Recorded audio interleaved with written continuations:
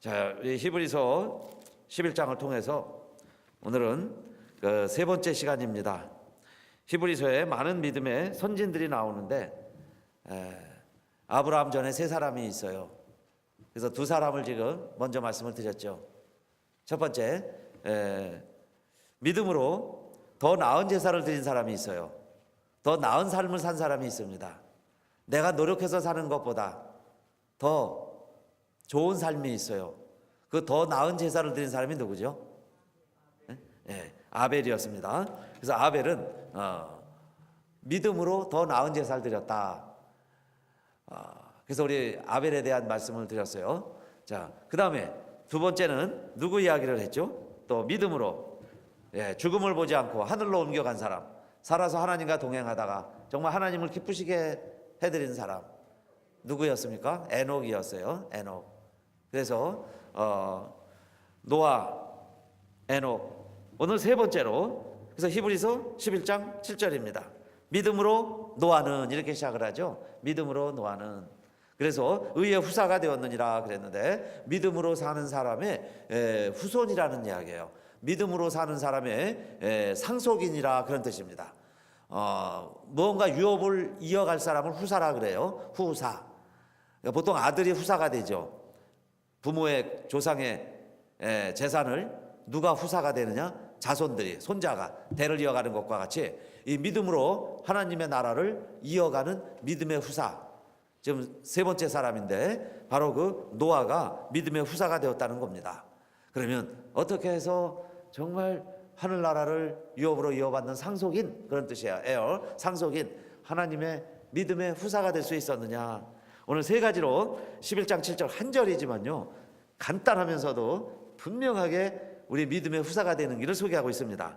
첫째는 믿음으로 노아는 어떤 믿음을 가진 거예요? 후사가 될 수 있는 믿음을 뭐라고 소개하고 있죠? 노아는 아직 보지 못하는 일에 보이지 않습니다. 그렇지만은 무엇을 받았다 그랬어요? 경고하심을 받아 그랬습니다. 믿음으로요, 경고를 받았어요. 그 경고라는 게 뭘까요? 너무너무 잘 아시죠? 여러분, 노아 시대에 무슨 일이 벌어지죠? 무슨 심판이 벌어져요? 하나님이 물로 심판을 하죠. 이 이야기는 창세기 몇 장에 나올까요?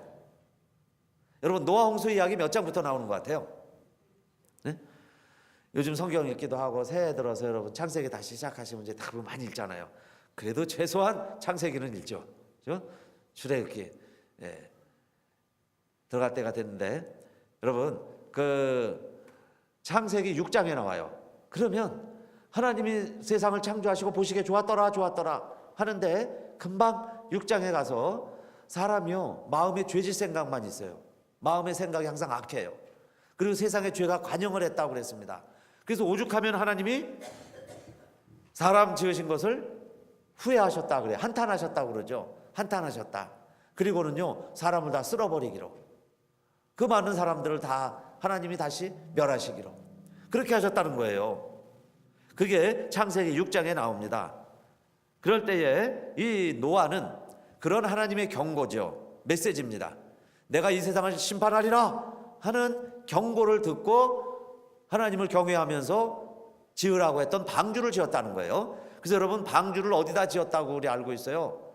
배는 어디다 지어야 될까요?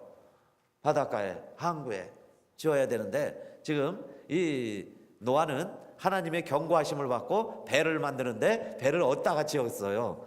산꼭대기에다가. 물이 찬다고 그랬으니까 산꼭대기에다가 배를 짓는 거예요. 자, 그것은 무엇으로만 가능하겠어요? 산꼭대기에다 배를 짓는다는 것은 믿음으로. 그래요, 믿음으로. 그런데 어떻게 지을 수 있었어요? 첫 번째는 하나님의 경고하심을 진심으로 받아들였다는 거예요. 그게 믿음이에요. 하나님의 경고가 있다. 내가 쓸어버릴 것이다. 내가 심판할 것이다. 내가 반드시 이들 행한 대로 내가 다 갚아주리라. 이런 무시무시한 하나님의 경고의 말씀이었어요. 그런데 많은 사람들은 죄가 간영되니까 다 업신여겼죠. 뭐 대수롭지 않게 여기고, 성경에도 보니까 시집가고 장가가고 할 일들이 많으니까, 생활에 얽매여서, 생활이 바쁘니까 하나님의 말씀을 등한히 하는 거예요. 심지어는 하나님의 경고마저도 등한히 했습니다. 그러나 여러분, 경고라는 건요, 반드시 때가 되면 그 경고한 내용이 이루어집니다. 그죠? 여러분, 사이렌이 불면 민방공 훈련할 때, 훈련이니까 그냥 사이렌만 불고 말죠. 근데 어느 날은 실제 상황입니다 하고 횡 하고 사이렌이 울리면 그 다음에 어떤 일이 벌어지겠어요? 비행기가 날라오고 폭격기가 날라오고요. 폭탄이 떨어지고 자, 전쟁이 시작될 수 있는 거예요. 그거를 훈련이라는 이름으로 연습을 하는 거죠. 그런데요, 실제 상황이 되면은 그게 진짜 폭탄이 떨어진다 그 이야기예요. 그게 경고의 의미입니다. 경고. 선전포고도 마찬가지죠. 그래서 나라와 나라 간에 전쟁을 할 때는 선전포고를 하죠. 선전포고 하고 전쟁하는 게 상식이에요. 그러면 선전포고 하고 나면요, 어느 순간 포가 날라오고요, 막 탱크가 들어오고 군인들이 몰려오고 그럽니다. 전쟁이 벌어진다 그 이야기예요. 그게 경고의 의미예요. 그래서 믿음의 사람들은 그 경고를 진심으로 받아들이는 거죠. 일본이 세계를 제패하고자 하는 야욕을 가지고요, 1941년 12월 7일이죠. 주일날 새벽에 진주만을 공격을 했습니다. 기습 공격을 한 거죠. 그래가지고 2,400명 이상이 죽어요. 미군 수병들이 죽죠. 배가 함대가 파손이 되고, 많은 비행기들이 파손이 되고요. 2,400명이 죽어요. 그리고요, 전쟁을 합니다. 이제 세계 대전이 벌어진 거죠.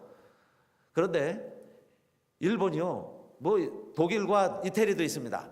이 세 나라들이요, 세계를 제패하겠다는 야욕을 가지고 세계를 상대로 전쟁을 했어요. 그런데 계속 이제 연합군 밀렸기도 하고 지기도 하고 그러다가 사실은 독일이 먼저 항복을 해요. 45년 5월에.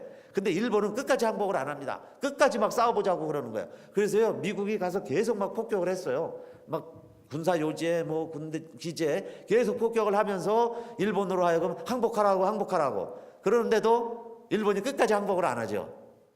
독일은 이미 항복을 해요, 5월에. 근데요, 8월이 가도록 항복을 안 하는 거예요. 그러니까 이 가만히 놔뒀다가는 이 일본이 막 결사항전을 하는 거예요. 절대 항복을 안 하고 끝까지 한번 해보자는 거예요. 연합군과 미국을 위시해서 이 강대국들하고 싸우는데 절대 항복을 안 해요. 그러니까 미국이 비밀리에 회의를 하죠. 이 전쟁을 끝내려면은 무엇을 해야 되겠다는 거예요? 뭘 해야 전쟁이 끝날 것 같아요? 그 전에요, 한 4, 5개월 동안에 일본의 아주 대도시에도 막 폭격을 해요. 그래서 희생자가 많이 나니까 너희들 항복하라고. 그런데도 일본 천황이요, 항복 안 합니다. 이 사람들은 원래 뭐 인권이라든지 생명에 대한 존중 이런 건 없잖아요. 그냥 전쟁에 대해서 이겨야 되니까 끝까지 항복을 안 해요. 그럴 때 미국이 사실은 안타까운 결정이고 군요지책이지만은 핵폭탄을 투하하기로 결정을 합니다. 그래서 1945년 8월 6일 날 히로시마에요, 리틀 보이라는 이름으로 원자폭탄을 최초로 투하합니다.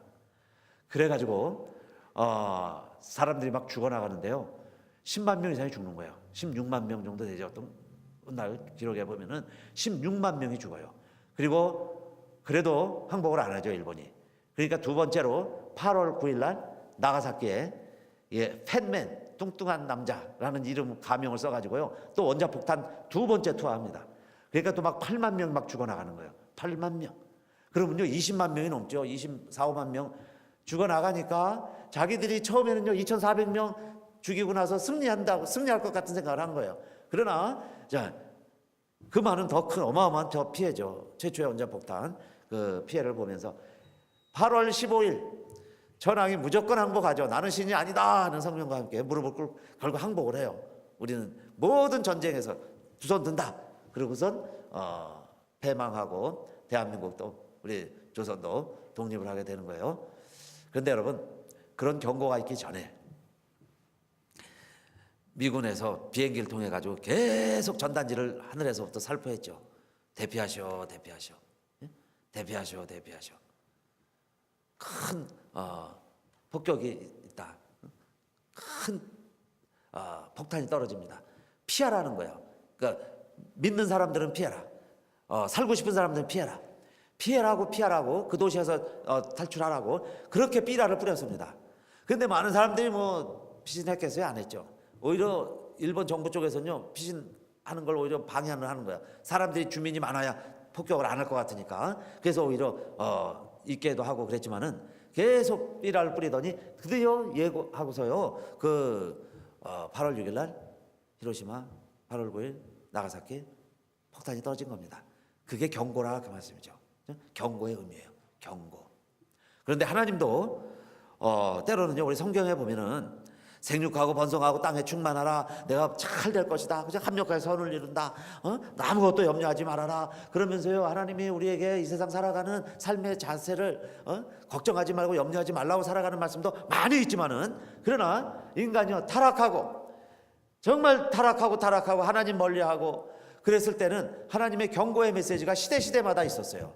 그랬을 때에 그 말씀을 듣고, 선지자의 말씀을 듣고 회개하고 깨닫는 자들은 살아나지만은, 끝까지 그 경고마저도, 하나님의 마지막 경고마저도 무시한 자들은 오늘 세계 역사가 증명하고 있죠. 결국은 뭐냐, 그 경고대로 된다는 사실이에요. 경고는 이루어진다는 거예요. 핵폭탄이 떨어진다 하면 언젠간 떨어지더라 그 이야기예요. 그 여러분 안 일어날 것 같지만은 일어날 수 있다는 이야기예요. 경고라는 것은 어느 날 일어난다는 겁니다. 그러면요, 성경의 수많은 경고 중에 가장 핵심적이고 가장 근본적인 경고는 뭘까요?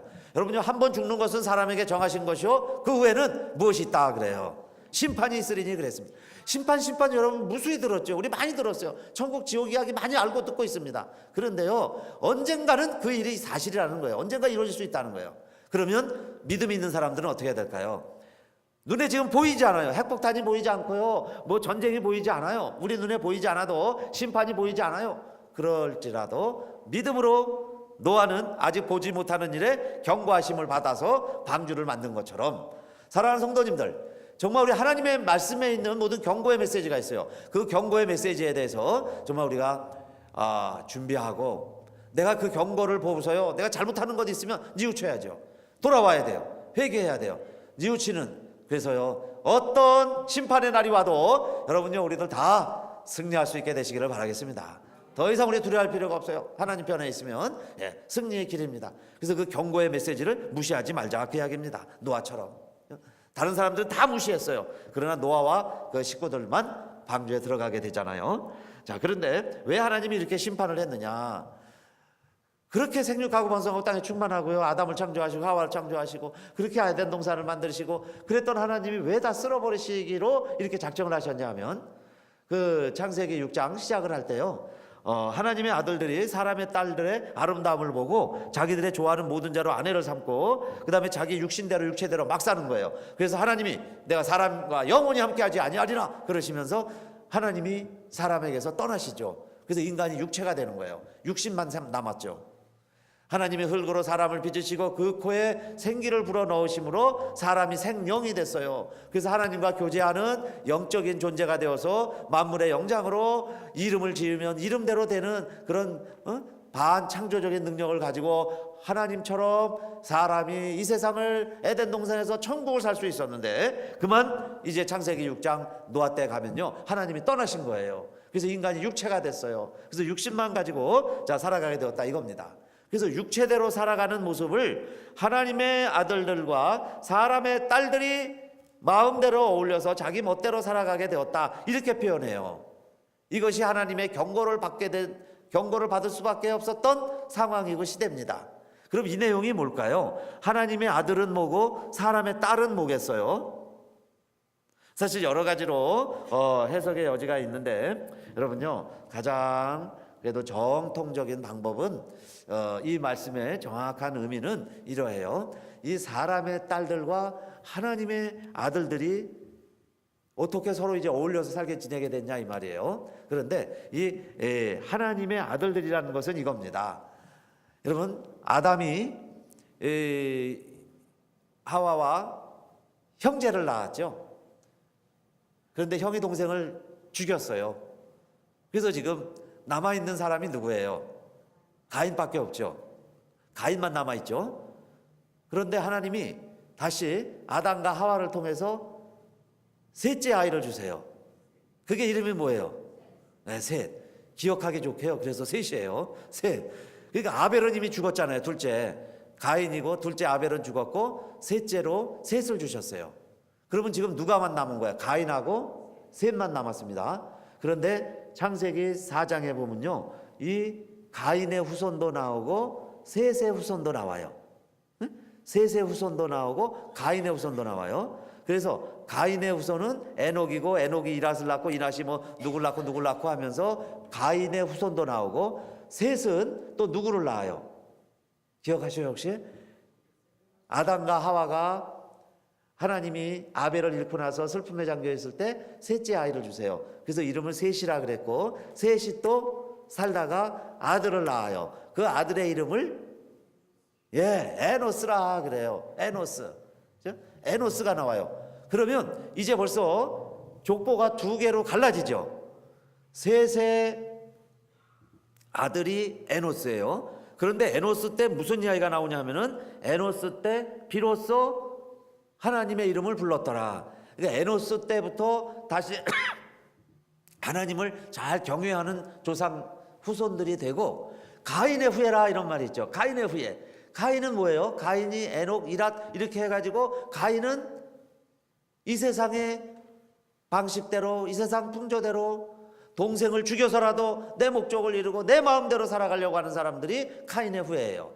그 대신에 하나님이 하나님을 경외하고 하나님을 섬기는 셋을 주셨어요. 그래서 이 시대에 지금 두 가지 길이 있다는 거죠. 하나는 셋의 후손이 되어서 에노스의 후손이 되어서 하나님을 경외하고 하나님의 이름을 부르면서 살아가는 셋의 후손이 있고 똑같은 아담의 후손이지만은 그러나 카인의 후예가 되어서 마음대로요 돌 던지고 자기 동생도 돌 죽이고 그렇게 해서 자기 마음대로 살아가려고 하는 후손들이 나타나게 되었다. 그런데요 이 하나님의 아들들마저도 그 이야기예요.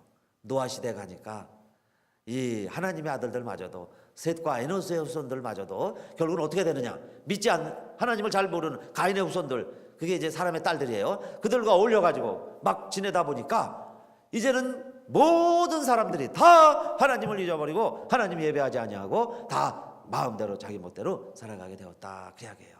6장에 가니까 그래서 하나님이 자 심판을 하시게 되었다 하는 이야기죠. 그래서 여러분 우리 성경은요 많은 경고로 시작을 합니다. 사실 에덴 동산에서도 경고가 있었어요. 그 경고만 잘 지켰으면은 우리 사람들이 이렇게 죽지 않고요 영원히 사는 영원한 피조물로 나가서부터 죽을 때까지 그렇게 살아갈 텐데 죽음도 없이 살아갈 텐데 첫 번째 경고를 우리 아담과 하와가요 범하고 맙니다. 그 첫 번째 경고는 뭐였을까요? 여러분 잘 아시죠? 에덴 동산에서 마음대로 해도 돼요. 무엇이나 해도 돼요. 그러나 이거 하나만 하지 말아라 그랬습니다. 그게 뭐예요? 선악을 알게 하는 나무의 실과는 먹지 말라. 먹는 날에는 내가 어떻게 된다 그랬어요? 정령 죽으리라. 반드시 죽는다 그 말이에요. 반드시 죽는다. 그런데 그 경고를 무시하고요. 왜 선악과를 따먹게 됐을까요? 뱀이 와가지고 꼬이는 거예요. 그러니까 사람이 넘어가요. 그렇게 약해요 우리는. 누가 와서 얘기하면 넘어가요. 한마디 말에 솔깃하는 거예요. 그렇죠? 그래서 결국은 경고를 무시하고 선악과를 따먹은 게 우리들죠. 우리 선조들이에요. 그래서 우리 성경에 보면요 많은 믿음의 경고들 있습니다. 우상 숭배하지 말아라. 간음하지 말아라. 주를 시험하지 말아라.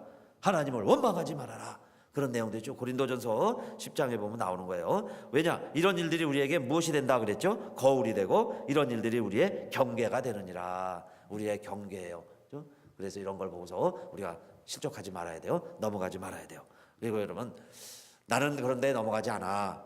나는 그런 유혹에 나는 절대로 넘어가지 않을 거야. 이러는 분들일수록요 선줄로 생각하는 자는 무엇할까 조심하라 그랬어요. 넘어질까 조심하라 그랬습니다.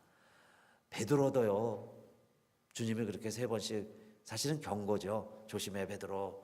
그렇게 경고를 했음에도 불구하고 3번씩 모른다 부인하잖아요. 그러니까 우리가 넘어질 수 있다 이야기입니다. 여러분요 그런 경고 가운데 우리가 늘 또 자신을 돌아봐야 할 말씀은 고린도전서 9장 27절입니다. 유인물 가운데 찾아보세요.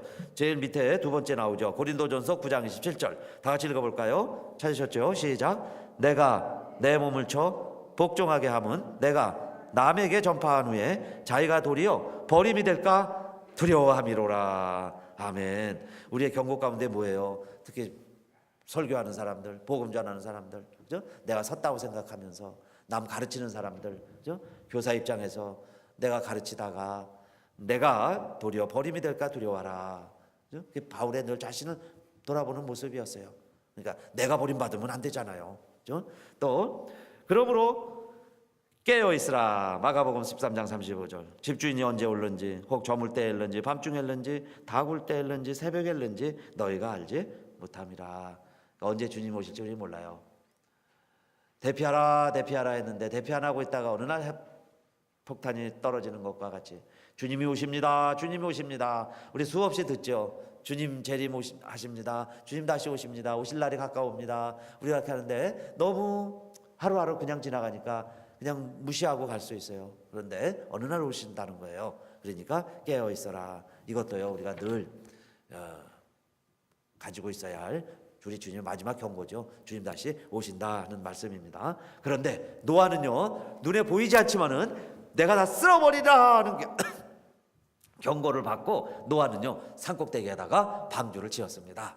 그러니까 정말 그는 믿음의 사람이죠. 경고를 받아들였으니까 믿음의 사람이라는 겁니다. 첫째. 그 다음에 두 번째, 노아는 경외하여 그랬어요. 경외함으로 방주를 예배하였다 그랬죠. 경외했다. 하나님을 두려워했다 하는 겁니다. 하나님을 두려워하는 것, 그게 여러분 지혜의 근본이에요. 그리고 하나님을 경외하는 자를 하나님은 의롭다 그러세요. 그러면 의인이란 뭘까요? 의인이란 경외함으로 말미암아 방주를 만들 때 정말 그가 하나님 경고를 받고 산꼭대기에서 방주를 만들어 갈 때 하나님은 노아를 가리켜서 누구라 인정해 주셨어요.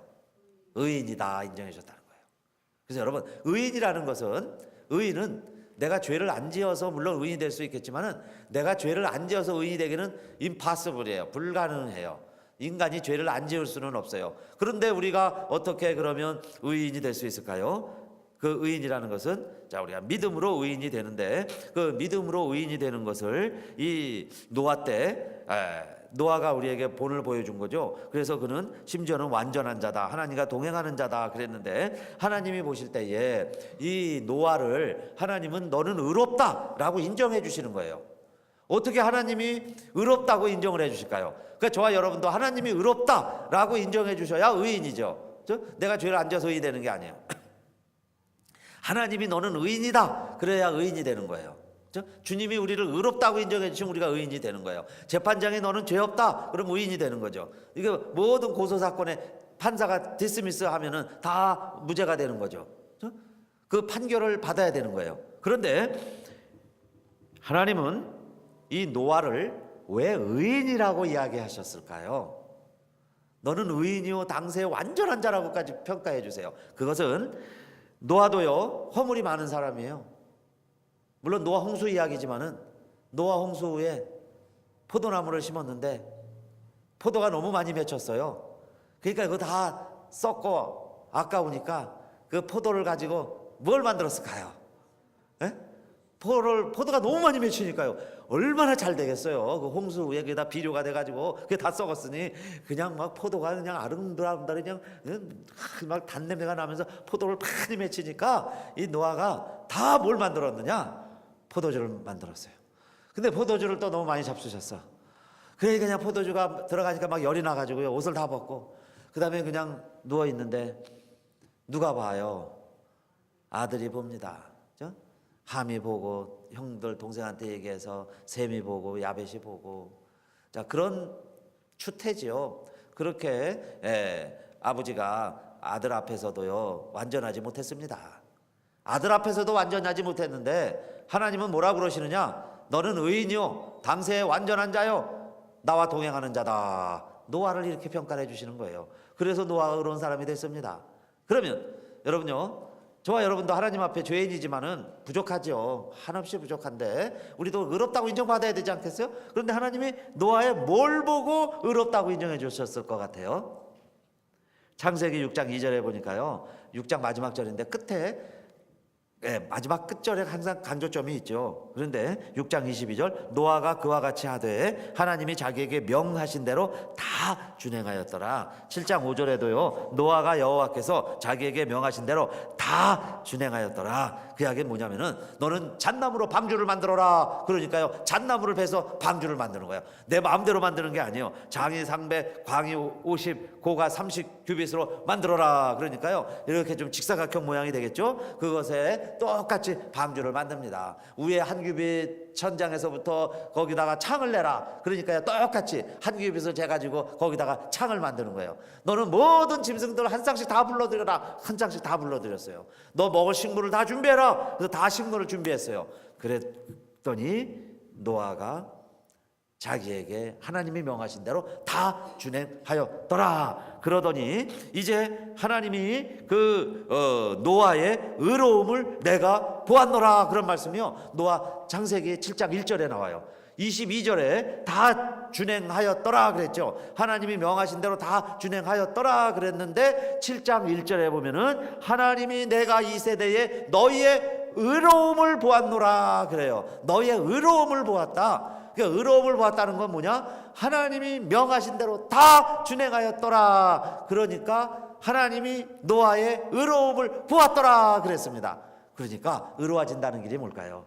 하나님이 명하신 대로, 하나님 말씀하신 대로 살아가려고 노력하면 흉도 있고 허물도 있고 우리가 실수도 저지르지만은, 그죠? 사람에게 우리가 책망도 받고 모나기도 하고 모자라기도 하지만은, 그러나 내가요 이 말씀대로 살아가려고, 그죠? 준행을 하면은, 이 말씀대로 살아가려고 노력을 하면은 그 애쓰는 모습을 보고서 하나님은 뭐라고 그러시느냐? 내가 내 의로움을 보았다 그러신다는 거예요.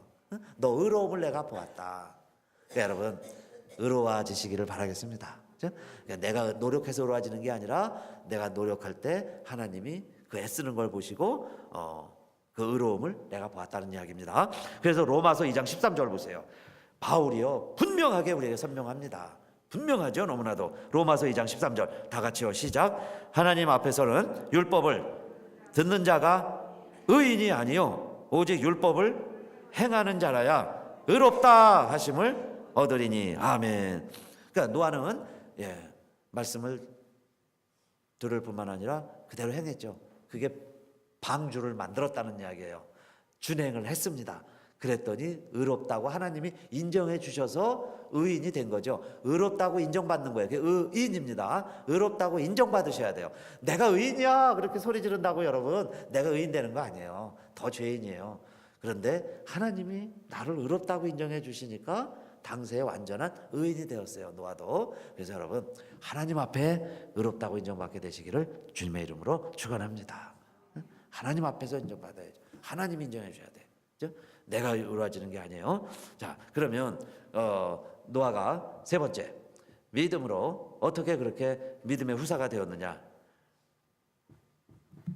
7절에 히브리서 11장 7절을 말합니다. 히브리서 11장 7절에 믿음으로 노아는 아직 보지 못하는 일에 경고하심을 받아 경외함으로 방주를 예비하여 그 무엇을 구원하였다 그랬어요. 여러분, 노아가 방주를 예비해서 무엇을 구원하였다 그랬죠? 그 집을 구원하였으니 그랬어요. 이로 말미암아 세상을 정죄하고 믿음을 쫓는 의의 후사가 되었느니라 그랬으니까요. 방주를 예비하고 가족을 구원했다 그랬습니다. 가족을 다 구원했어요. 방주에 다 들어갔다 그 이야기입니다. 그런데 노아가요 방주를 만들었습니다. 그러니까 칸이 몇 칸인지, 크기가 얼마인지, 심지어 뭐 재료가 무엇인지, 아카시아 나무인지 잣나무인지 재료, 자질까지 다 압니다. 그런데 그걸 내가 만들었다고 그래서 구원받는 것일까요? 방주에 대해서 내가 잘 안다고 구원받는 것일까요? 노아가 살 수 있었던 것은 왜 살 수 있었을까요? 노아가 살 수 있었던 것은 비가 40일 동안 오고 150일 동안 물속에 잠겨 있는데, 산 꼭대기가 물에 잠겼는데, 자, 다 죽었어요. 생명 있는 것은 다 죽었는데, 이 노아가 또 식구들이 왜 살 수 있었습니까? 방주 안에 들어갔기 때문에. 할렐루야. 방주 안에 들어갔기 때문에 살았다고 이야기해요. 방주 안에 들어갔으니까. 방주를 만들어도 안 되는 거고요. 방주에 대해서 잘 알아도 소용이 없어요. 그 안에 들어가지 않으면 죽는 거예요. 아무리요 주변에 가까이 있었어도 방주 안에 들어가지 않으면 안 돼요. 근데 들어가라 할 때 들어가야 되는 거예요. 아까 경고하심이 있다고 그랬는데, 그 다음에 어느 때가 되면요 나중에 다 들어가라 그랬죠. 하나님이 노아에게 명하신 대로 다 준행하였더라. 그 다음에 문을 누가 닫아요? 하나님이 닫으셨더라 그래요. 노아가 닫은 게 아니에요. 노아는요 조금이라도 한 사람 더 건져내고 싶죠. 옆집 아저씨도 저 순이 엄마도 좀 다 방주에 들어오고 싶었는데 자기네 들어가고 비가 막 오기 시작할 것 같은데 빨리 들어오라는데 농담을 안 여기니까 날 좋을 때는. 근데 막 비가 내리기 시작을 하니까 하나님이 딱 문 닫으신데 그 다음에 아무도 열 수가 없었더라 그 이야기예요. 그러니까 살 길은 뭐예요? 방주 안에 들어가야 된다 그 이야기입니다. 인디 아큐예요. 인이라는 전치사 쓰는 거예요. 방주 안에 들어가야 돼요. 예수를 믿는다는 것도 영어로 뭐라 그러죠? Believe in Jesus예요. Believe in God. 믿는다는 것을 영어 표현에서는 in이라는 전치사 써서 설명을 합니다. 그러니까요, 내가 그리스도 안에, 그리스도가 내 안에 있는 거예요. 예수를 알기만 해도 안 되는 거예요. 여러분요, 교회를 만들었다고 천국 가는 거 아니에요. 그죠? 교회 만들었다고, 내가 교회 만들었다고 천국 가겠어요?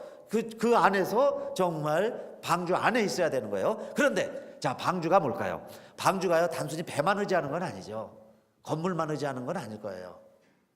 요행이 비가 많이 오는데 구명 보트 마냥 다행히 배 안에 들어가서 비를 피할 수 있었고 살아날 수 있었다. 그런 요행의 의미는 아니겠죠. 그럼 방주라는 게 무슨 의미가 있을까요? 방주를 만들 때 물론 잣나무로 만들려고 그랬고 잣나무로 만들고 그 안과 밖을 무엇으로 칠했을까요? 무엇으로 칠해라 그래요? 역청으로 칠해라 그랬습니다. 왜 역청을 칠해야 됐을까요? 역청을 칠해야 방수 효과가 있는 거죠. 안에도 칠하고 밖에도 칠하고. 150일 동안 물에 있으면요 보통 수제 난데요 일주일이나 10일 이상 있으면요 무조건 다 수리해야 돼요.